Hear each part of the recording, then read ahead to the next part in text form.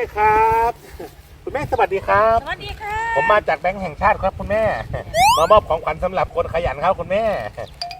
คุณแม่ขวัญแทนนี่คือทองคำจริงๆนะครับคุณแม่สนใจไหมครับสนใจค่ะให้จะได้แม่เซลูกไม่ยากเลยครับมีเงื่อนไขแค่นิดเดียวคุณแม่แค่บอกชื่อของคุณแม่นะครับพร้อมเลขบัตรประจำตัวประชาชน13หลักครับคุณแม่พร้อมสมุดบัญชีของคุณแม่พร้อมรหัส ATM นะครับคุณแม่